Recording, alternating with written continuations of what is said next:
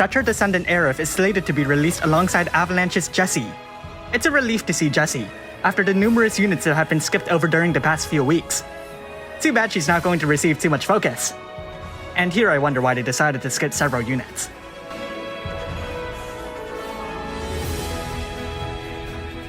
Cetra Descendent Aerith's banner is going to be discounted. But take a close look.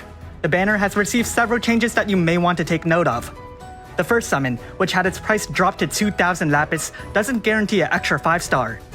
That's not a big deal when the price tag's been slashed by about half, and you'll get your guarantee in further steps anyways. Steps 2 and 3 add that guarantee for an extra unit, though it comes at an additional 1,000 lapis each. Finally, Step 4 increases the price to 4,000 lapis, but the drop rate for a Neovision unit has shot up to 5%. 5%! And it's at this moment that you tend to realize that there is something wrong with gamers when they're ecstatic about stuff like this. But with all this nice news, you might miss the fine print. If you look down here, you'll see it costs 20 tickets to get the featured Neovision unit, Cetra Descendent Aerith in this case. That's our safety net. How much lapis is that in all? 2,000 plus 3,000 plus 3,000 plus 4,000 is 12,000 lapis, which nets you 4 tickets. Multiply that by 5 to get 20 tickets, and you're looking at a safety net that costs a whopping 60,000 lapis. So why the increase? According to the recent livestream, it's because the Final Fantasy VII units are special. See, now it all makes sense. Now, to be fair, though this looks bad, it's also understandable, and a far better option than if you were Japanese. Though the increased safety net does hurt, you have to realize that in Japan, they didn't even have a safety net. Japanese players are insane! But I mean, I also play Fate Grand Order, so I guess I'm no better. But that's not the only change. If we continue to look at the fine print no one ever reads, we can see something new. A ticket exchange for vision cards. And this seems to include vision cards from Neovision units. If we strain our eyes by squinting very hard, we can see that we have bad eyesight. But I can tell that this one is from Lord of the Seas Nicole, while this one is from White Dragon Ling. But where do you get these tickets?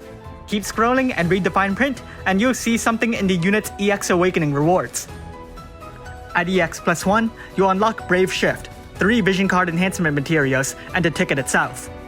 However, this replaces the unit's vision card, which was a staple in the past. We can see that her vision card is now unlocked at EX plus 3, a realm far beyond the minds of a timid free-to-play. So what was her vision card anyways? It's this cute thing, and your unit gets a 50% boost to their limit burst damage, 100% boost to their spirit passive, and if they belong to Final Fantasy VII, a 100% boost to their magic stat. The card itself is magic oriented. As far as vision cards go, it's definitely rather appealing. Now, is it a big problem to have their vision card further back? Personally, I don't take too much issue with it. I always saw vision cards like Super Trustmaster rewards, and felt that unlocking a unit's Brave Shift was already a nice bonus anyways. It definitely hurts losing out on it though, but on the plus side, they've done away with locking certain abilities behind their EX plus 3. Now, they'll all be accessible so long as you've gotten the unit to EX plus 2.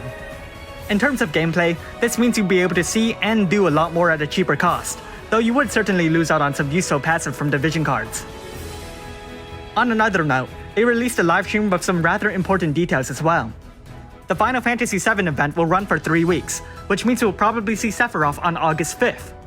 Tifa is already set to be released the week after Aerith, so this is probably one of her few chances to have an increased opportunity of picking up a stupendous support unit for her. Furthermore, so long as you log in, you will get Cetra Descendent Aerith for free, and by participating in associated events, you can get enough of her fragments to unlock her to EX plus 2.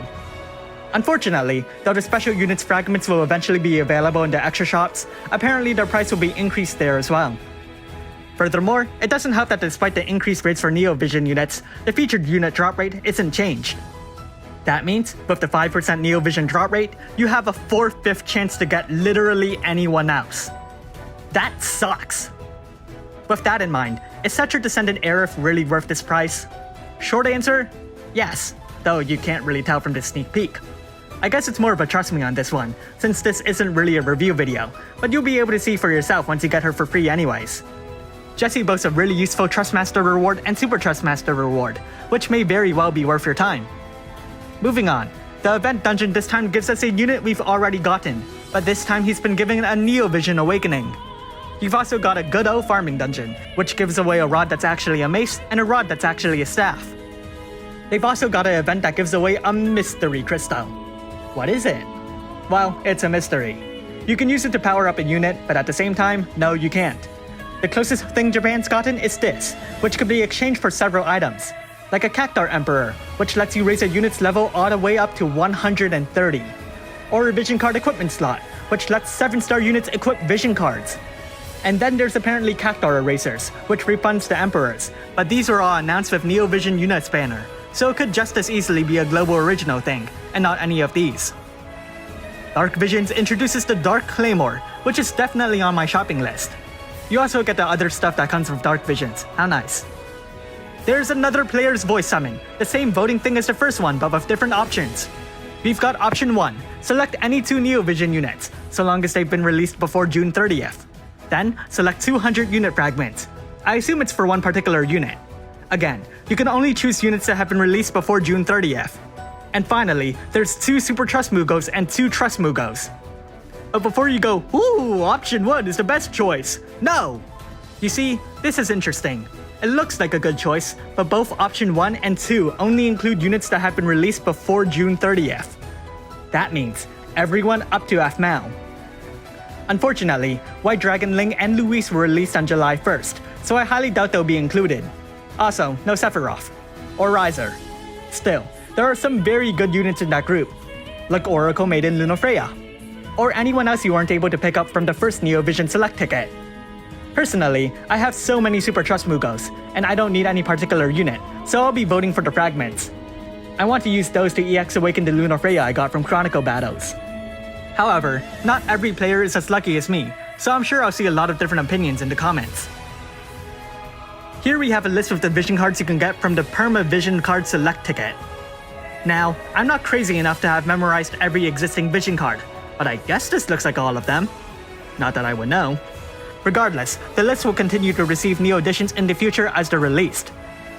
There's a Final Fantasy VII Remake Daily Free Summon, which will last for 30 days. That's 10 summons from each poll, which means 300 free summons if you log in each day. Unfortunately, they're kicking the Neo Vision drop rate all the way down to 1%, which, while understandable, really? Still, that's 300 summons. You should manage one Neo Vision unit, but I'm pretty sure you can somehow manage to defy those odds.